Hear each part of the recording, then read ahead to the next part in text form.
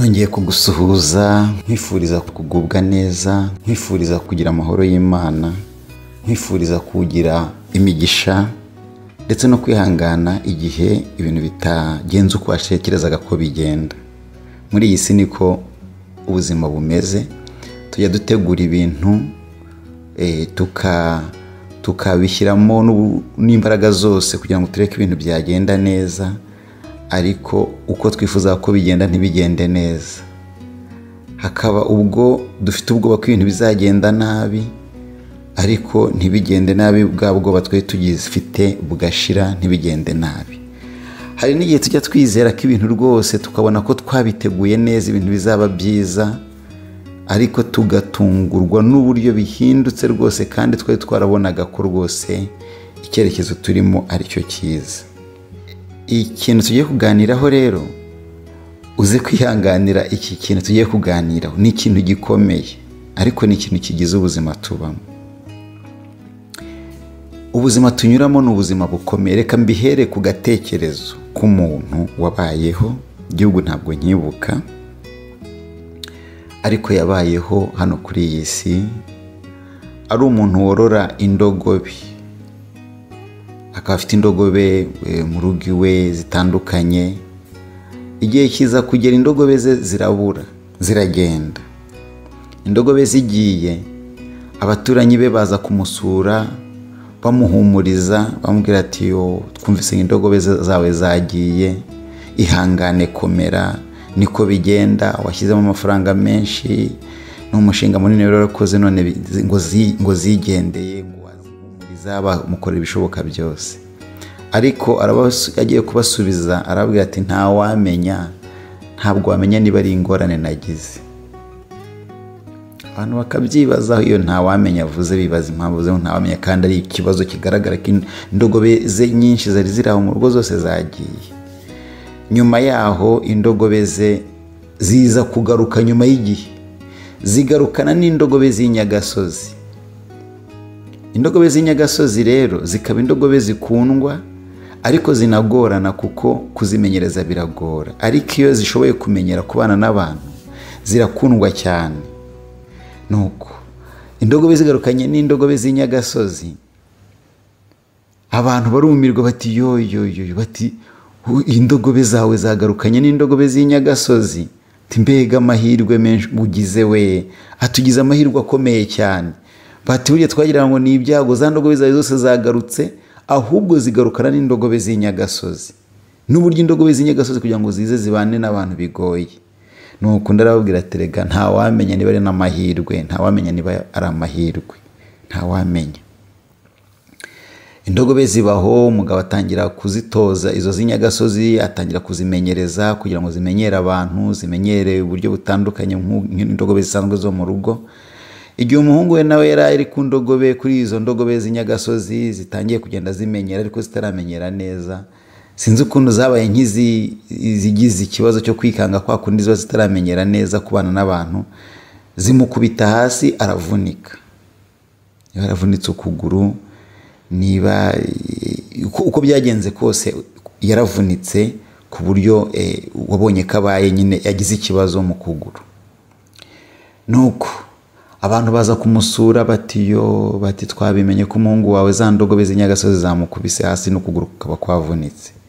Ati rwose burya twari twaje tukubwira ngo ni amahirwe, ati niki uratubwira ngo ntawamenya. Nibyo koko disi, bya bintu niko biri, ntabwo yari amahirwe, dore umuhungu wawe yavunitse. Ndababwira ntawamenya, nabwo ntiwamenya niba ari ibyago, ntabwo wamenya niba ari ibyago, ntawamenya.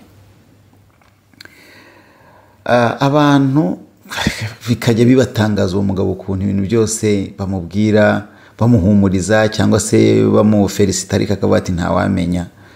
Nuko bibaho, umuhungu we bagenda bamuvura bagira gute, ariko nyuma igihugu kiza guterwa n'intambara, kiza kugeramo ibibazo by'intambara.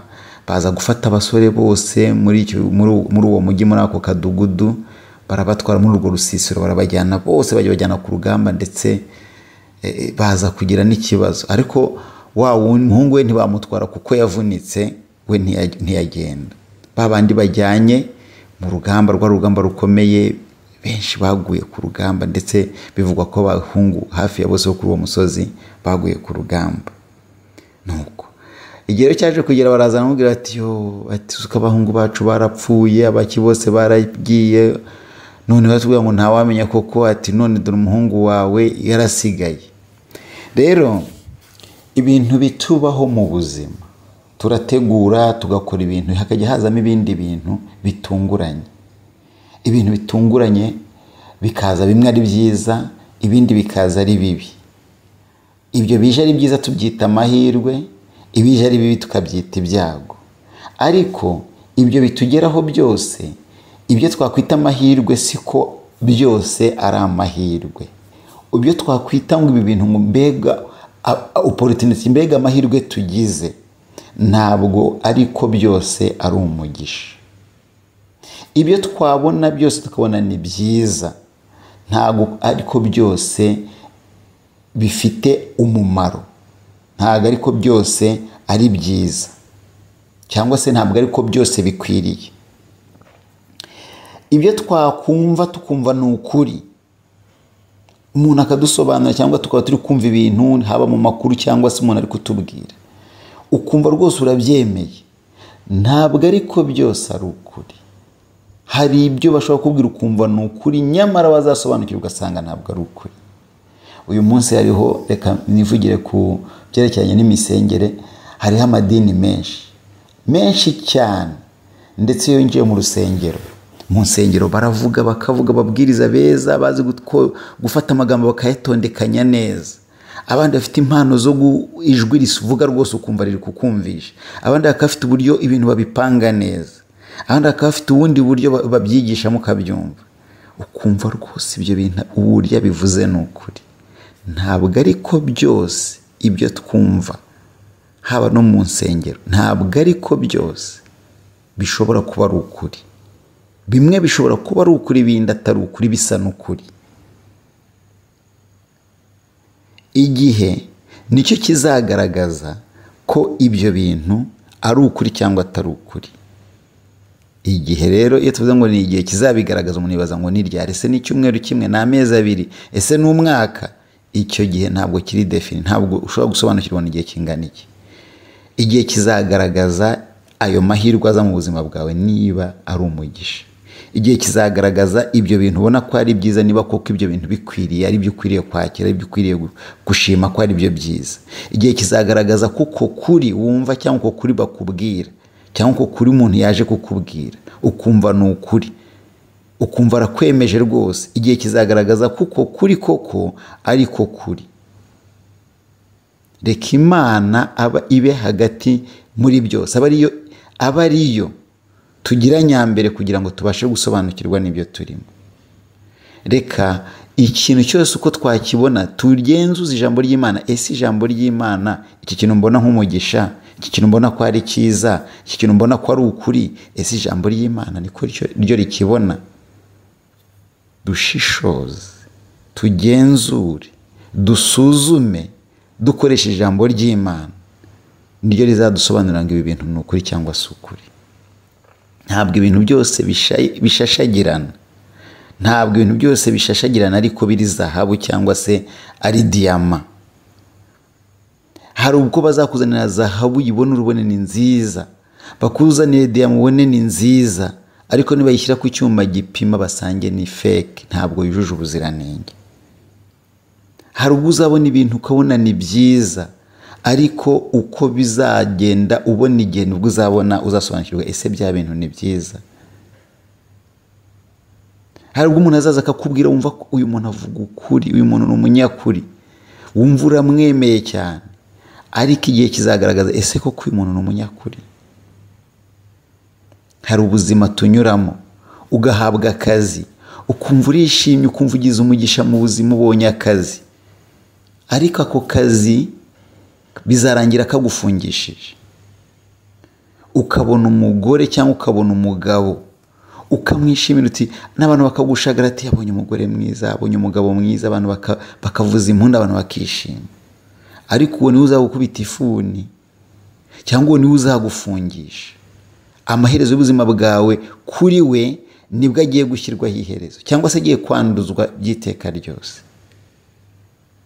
Hari igihe uzabona umwana wabonye ikigo cy'amashuri ngo yuhu ngo bamuhaye n'ikigo cyiza, unezerwe cyane wishime umwana we yabonye ahantu heza. Hari igihe ibyo bizakuviramo kubabara n'umubabaro mwinshi cyane ku mwana wawe.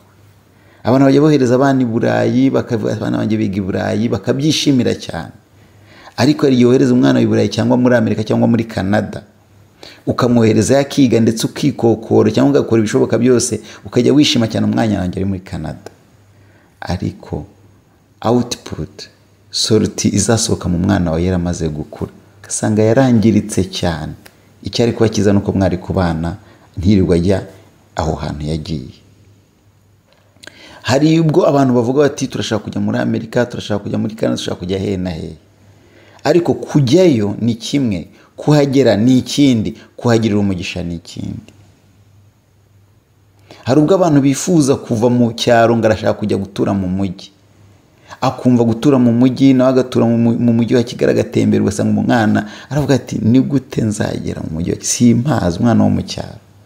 Akumva Kigali nzayigeramo gute, umujyi uyu n'uyu nzawugeramo gute, akayibaza akabona ntafite naho wenda yanarara. Ariko igihe cyazagera muri wa mujyi agasanga ikintu ugiye kumukorera kugera mu mujyi yabigezemo, yashoboye kuhaba, yagize gute, ariko hamuhinduye undi wundi. Imico yahigiye yabaye yindi. Icyitwaga umugisha kikamuviramo ikintu kibi kuruta uko yari kwigumiramo mu cyaro.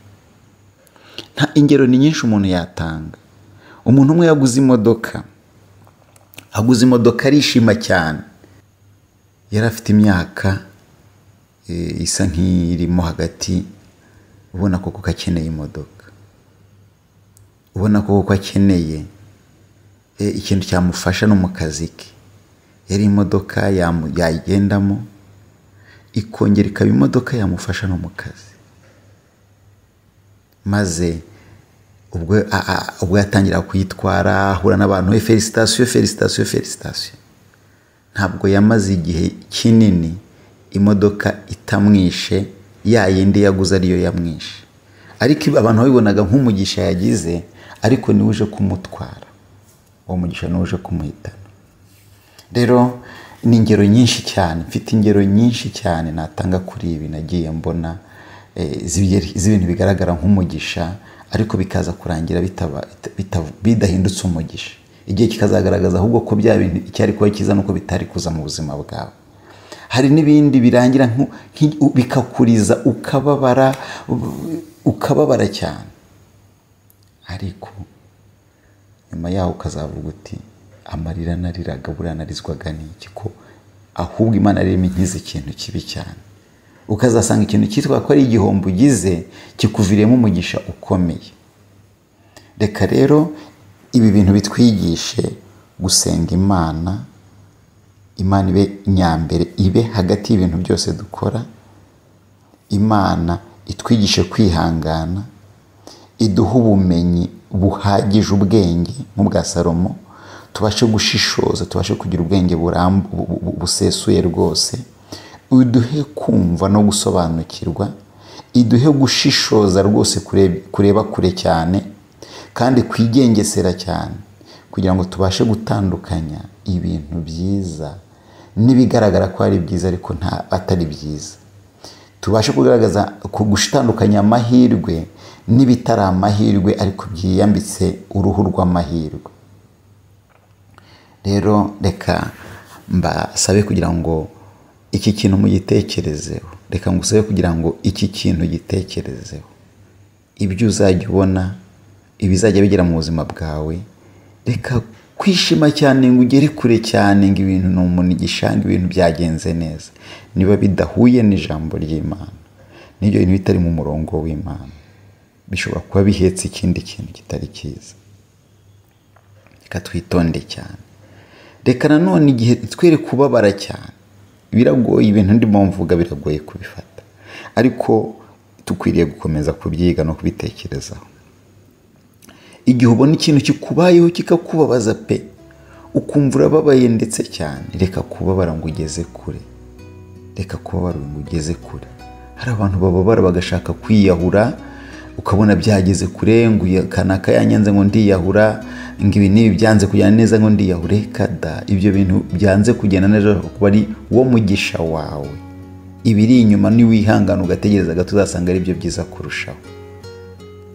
Uzasanga ari byo byiza kurushaho. Hari igihe kizagera uvuge atari kubundi ibi bintu nabiririraga iki, ibi nabishakiraga iki.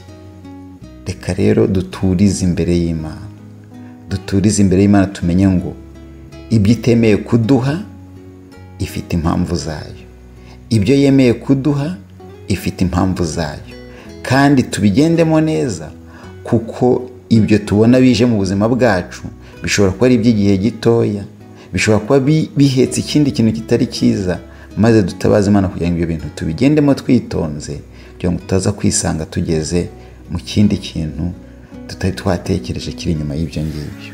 Reka nkwifurize umugisha w'Imana, reka nkwifurize ubwenge buva ku Mana, reka nkwifurize ubushishozi buturuka ku Mana, reka nkwifurize kugira Imana nyambere mu byo ubona nk'amahirwe, nkwifurize kugira Imana nyambere mu byo ubona nk'ibintu bikubabaje cyane, nk'ibihombo ufite, nk'ibintu uri gutakaza, maze utuze, kuko Imana ifite ukuntu ibintu byose iri kubiyobora.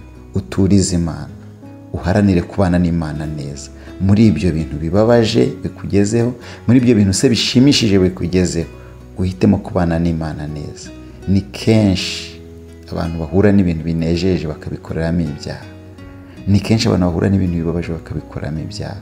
Uwiteka Imana idufashe, dukomeze, iduhe ubwenge, iduhe ubushishozi, iduhe kureba kure, iduhe gusobanukirwa, iduhe kandi kwihangana, kugira ngo muri iri rugendo rw'inzira turimo tubashe kugenda tuyobowe n'Imana, amarangamutima yacu acishwe bugufi, ahubwo ubwenge n'ubushishozi aba ari byo birushaho kuzamuka cyane.